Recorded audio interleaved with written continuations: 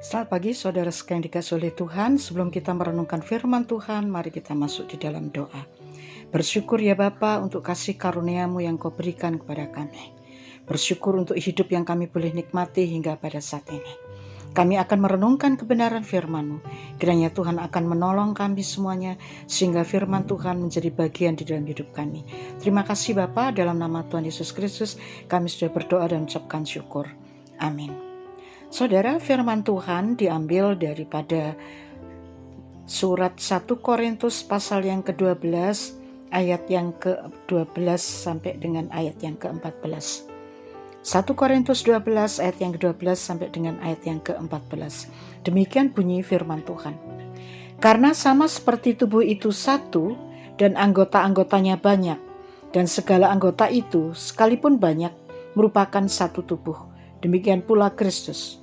Sebab dalam satu roh kita semua, baik orang Yahudi maupun orang Yunani, baik budak maupun orang merdeka, telah dibaptis menjadi satu tubuh, dan kita semua diberi minum dari satu roh. Karena tubuh juga tidak terdiri dari satu anggota, tetapi atas banyak anggota.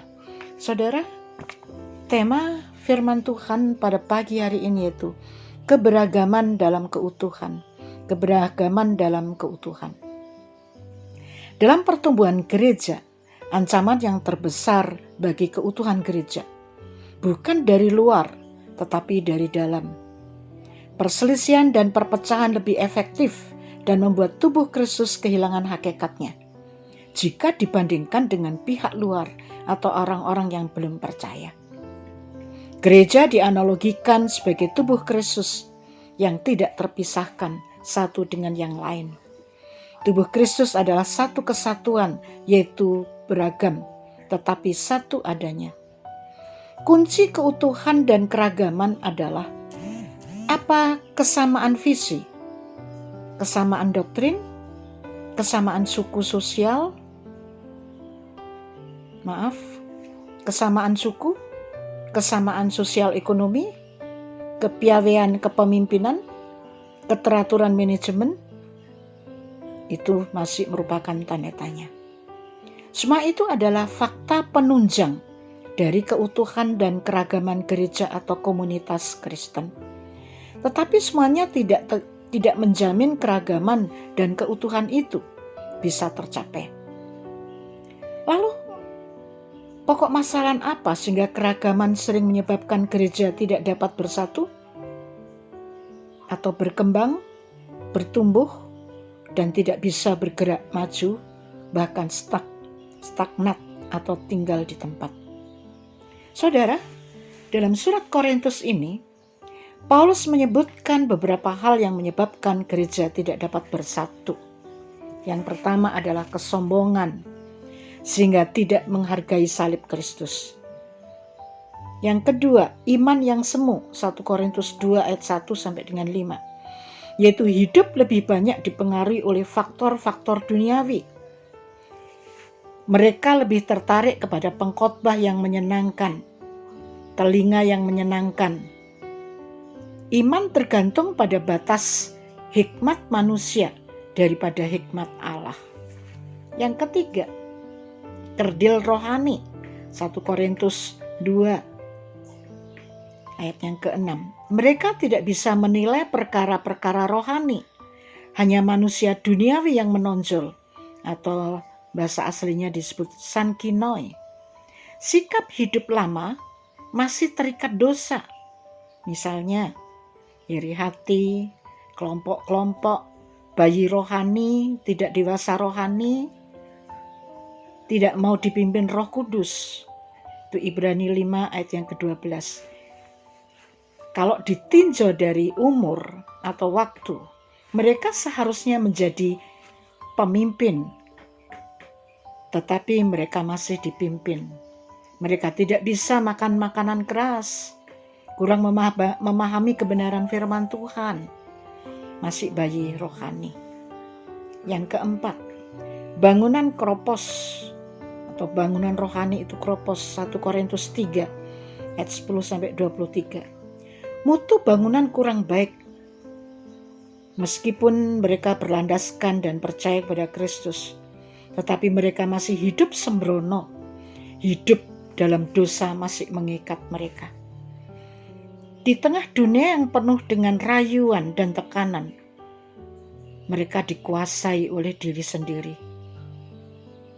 Bukan sekedar pilihan bijak, tetapi mereka memilih hal-hal yang tidak berkenan di hadapan Tuhan. Dan itu pilihan bijak harusnya menjadi bagian rohani bagi mereka. Yang kelima, cepat menghakimi. 1 Korintus 4 ayat yang keempat. Jika ada orang yang bersalah, langsung menunjuk tanpa ampun, tanpa menyadari bahwa dirinya juga adalah orang yang lemah dan yang terbatas. Yang keenam, kompromi dengan dosa. 1 Korintus 5 ayat 1 sampai dengan 13. Mereka yang berdosa ditutupi, yang benar disingkirkan, tetapi yang berdosa dan salah ditutup-tutupi, bahkan dipuja-puja. Itu adalah sistem dunia yang masuk di dalam sistem gereja. Betapa banyak orang benar justru tertindas, tetapi orang berdosa justru memegang tumpuk pimpinan dan dipuja-puja. Yang ketujuh, percabulan. 1 Korintus 6 ayat 9 dan 10. Kita bisa bandingkan di dalam Kejadian 19 ayat yang ke-5 sampai ke-9. Kelihatannya mereka baik, kelihatannya beribadah, tetapi mereka masih terikat dengan dosa, khususnya yaitu dosa percabulan dan perzinahan. Kedelapan, keserakahan, masalah uang atau materi. Banyak anak-anak Tuhan yang memperkaya diri sendiri dengan berbagai macam cara. Yang kesembilan, penyembahan kepada berhala. Berhala pada saat ini bisa kedudukan, pangkat, benda, dan lain-lain.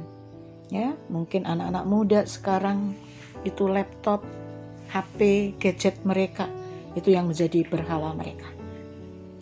Lalu bagaimana supaya jemaat sadar akan keragaman dan kesatuan untuk membangun tubuh Kristus? Sehingga tubuh Kristus tidak stagnat atau diam di tempat, tetapi maju untuk bertumbuh terus, bertumbuh di dalam pengenalan akan Tuhan, bertumbuh di dalam pelayanan, bertumbuh di dalam pemberian, bertumbuh di dalam doa dan lain sebagainya. Saudara, karena itu orang Kristen harus memperhatikan dirinya yang telah diselamatkan oleh Kristus melalui kematian dan kebangkitan. Orang Kristen harus sungguh-sungguh menjadikan Kristus itu hidup mereka. Kristus itu pusat hidup mereka. Kristus menjadi pikiran mereka. Kristus menjadi tujuan daripada orang-orang percaya. Tidak dapat disangkal, jemaat Korintus kaya akan karunia-karunia dan pemberian Allah kepada umatnya melalui Roh Kudus. Karena itu harus saling menghargai dan melengkapi untuk kerajaan surga di dunia. Penting sekali jemaat memahami keragaman dan keutuhan dalam karya Allah untuk membangun kerajaan Allah di tengah-tengah dunia ini. Keragaman karunia, tetapi satu roh, yaitu satu kesatuan dan keutuhan. Dan ini adalah kekuatan gereja. Pada saat ini gereja lebih banyak kehilangan kesatuan dan persatuan. Kadang-kadang kita melihat mereka duduk bersama, tetapi hati mereka saling bertentangan. Wujud dari kesatuan dilihat dari apa dasar yang mereka utamakan, yaitu kasih. Kasih adalah perwujudan yang dinyatakan dalam perbuatan di tengah-tengah komunitas Kristen. Bandingkan di dalam Yohanes 13 ayat 34 sampai 35. Kasih menjadi dasar kesatuan dan kekuatan gereja. Kasih Yesus Kristus yang telah menyelamatkan manusia dari kuban dosa dan maut, di mana Kristus telah memberi karunia yang beragam dalam gereja, supaya mereka bertumbuh dan menjadi satu, bergerak maju, bukan tinggal di tempat, mengembangkan diri, pengenalan akan Tuhan, dan mengembangkan sayap untuk memberitakan Injil keluar, tidak berkutat di dalam gereja itu sendiri. Saudara, kalau kita melihat karunia, tidak ada karunia yang lebih penting atau kurang penting, tetapi semua sama penting. Demikian juga fungsi karunia dalam jemaat sebagai anggota tubuh Kristus, bukan yang kelihatan kecil kurang terhormat. Justru yang kecil kelihatannya harus dihormati lebih daripada yang lain. Paulus menggunakan metafora atau gambaran tubuh untuk menjelaskan kepentingan keragaman dan keutuhan gereja, supaya semua anggota saling menghormati. Karena itu tiap orang harus menghargai karunia yang dimiliki oleh orang lain dan berfungsi dengan baik. Semua keragaman itu dipakai bersama untuk kepentingan bersama dalam tubuh Kristus atau gereja.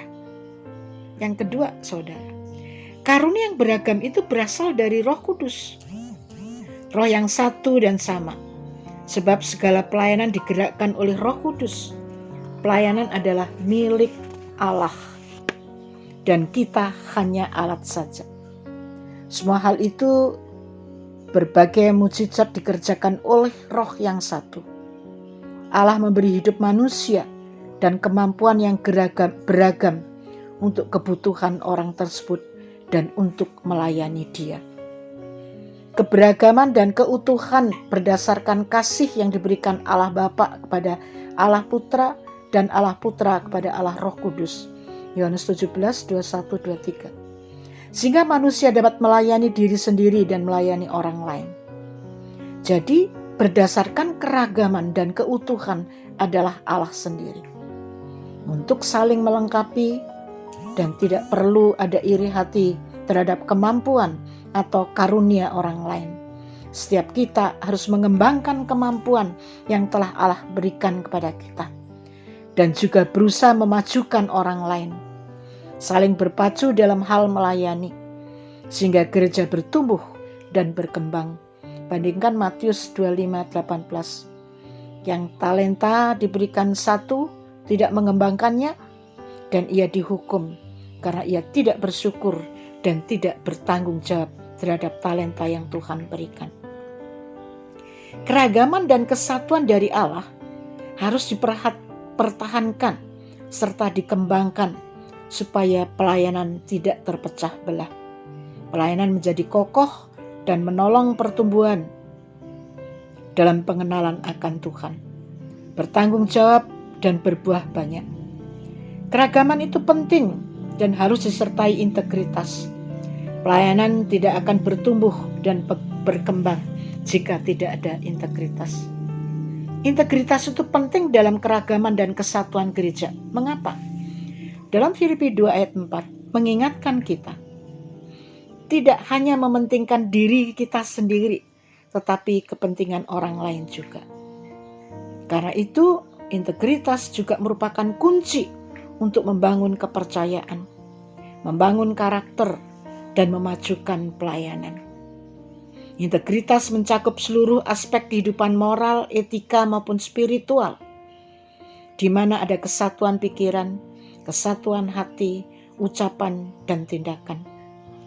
Dalam hal ini dibangun dalam kebenaran, keadilan, kebaikan, ketulusan, kejujuran, dan kesabaran, sehingga menjadi matang dan dewasa rohani.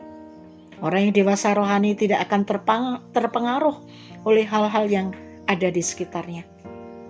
Mengapa hal itu penting? Yaitu untuk membangun kepercayaan dalam keragaman dan kesatuan, sehingga orang yang kita layani dapat mempercayai kita. Dan mereka yang melayani dipercayai oleh mereka yang dilayani. Karena itu ada keselarasan terhadap apa yang dikatakan dan apa yang dilakukan. Tidak berubah-ubah. Integritas menjadi teladan Pelayanan berintegritas yang sadar akan keragaman dan keutuhan menjadi model bagi mereka yang dilayani. Mereka juga mempunyai spiritual yang dewasa.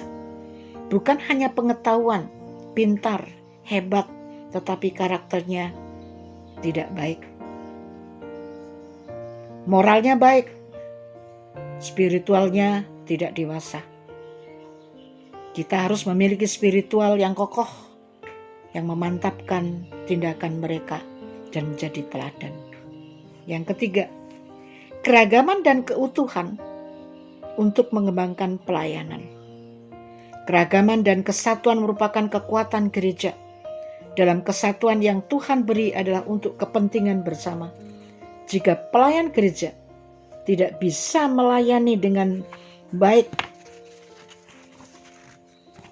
tidak bisa melayani dengan sungguh-sungguh dan bekerja sama, akan merusak keragaman dan kesatuan gereja. Bandingkan Filipi 4 ayat kedua. Paulus menegur pribadi jemaat yang ada di Filipi, yaitu Euodia dan Sintike, yang berselisih supaya mereka berpikir dan sehati dalam Tuhan. Keragaman dan keutuhan itu dilihat dari hati nurani yang terdalam dan terlihat jiwa Kristus yang berkorban untuk manusia. Sejahat apapun manusia, Kristus memberikan pengampunan jika dia menerima Kristus sebagai Tuhan dan Juru Selamat pribadi. Kerelaan dalam merendahkan diri dalam pelayanan yang satu dengan yang lain. Kerelaan menjadi hamba atau doulos yang tidak punya kehendak diri sendiri dan tidak menuntut balasan tetapi bertanggung jawab. Tuhan Yesus memberikan contoh, merendahkan diri menjadi manusia dan menjadi hamba serta mati di atas kayu salib. Saudara, keragaman dan kesatuan penting sekali. Kasih dan persaudaraan juga penting. Kasih itu terus-menerus harus diuji dengan berbagai kecenderungan. Dosa manusia, egoisme, telah merambah dalam dunia, tak terkecuali dunia rohani, teologi, gereja, dan lain-lain. Zaman sekarang banyak orang tidak perlu orang lain, semua dapat ditangani sendiri, dan ini tidak tepat, sebab kita semua membutuhkan orang lain dalam hidup ini. Pengalaman, intuisi, persepsi menjadi penghambat dalam kesatuan gereja. Karena itu kita harus saling mendukung, menopang, menghormati, saling membutuhkan, saling melayani. Sebab sekarang banyak orang yang merasa berhak dilayani jemaat, tetapi menuntut dilayani dan tidak mau melayani. Menuntut didoakan, tetapi tidak mau mengambil bagian di dalam doa. Padahal panggilan gereja adalah melayani, bukan dilayani. Seperti Kristus datang untuk melayani, bukan dilayani. Keragaman adalah saling mendukung dan bergantung yang terdiri dari orang-orang dewasa rohani dan mandiri yang saling menguatkan dan berlandaskan kasih Allah. Yang keempat, tujuan keragaman dan keutuhan adalah menjadi saksi Kristus. Mengembangkan pelayanan Tuhan di tengah zaman yang semakin terpuruk dalam segala bidang. Orang percaya harus saling mengasihi, akan menjadi saksi di dunia ini.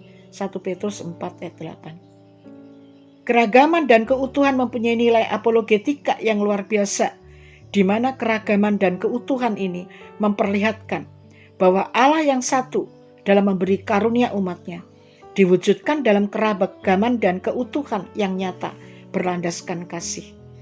Sehingga orang percaya menjadi saksi dan dapat menarik jiwa untuk percaya kepada Yesus Kristus sebagai Tuhan dan Juru Selamat pribadinya. Saudara, firman Tuhan ini akan menolong kita untuk mewujudkan kasih, keragaman, keutuhan dalam kehidupan, sehingga menyerukan kekuatan gereja dan umat untuk bertumbuh dan berbuah banyak bagi Kristus. Karena itu berbagai keragaman dan keutuhan harus dipraktekkan. Kita memahami kebenaran firman Tuhan, baik dalam keluarga, gereja, maupun di dalam kehidupan kita hari lepas hari, sehingga keragaman dan keutuhan berjalan seimbang. Jemaat memahami bahwa mereka diberi karunia Allah untuk terus bertumbuh dan melayani dengan talenta yang Tuhan berikan. Dengan menyadari bahwa mereka telah menerima kasih karunia Allah, karena itu pemberian Allah melalui Roh Kudus. Keragaman dan keutuhan untuk mengembangkan pelayanan dan terus maju dan menjadi saksi Kristus. Bergerak maju, bukan diam di tempat. Membangun tembok dalam pelayanan yang luar biasa, bukan membangun tembok pelayanan sendiri. Yang dibutuhkan adalah bergandengan tangan, mengembangkan segala hal di dalam Yesus Kristus, sehingga nama Tuhan dipermuliakan. Amin firman Tuhan, mari kita berdoa. Bapa, biarlah firman Tuhan ini boleh menegur, menguatkan kami semuanya untuk menjadi pelaku-pelaku firman, bukan hanya pendengar-pendengar firman. Terpujilah nama Bapa, di dalam nama Tuhan Yesus Kristus kami sudah berdoa dan ucapkan syukur. Amin.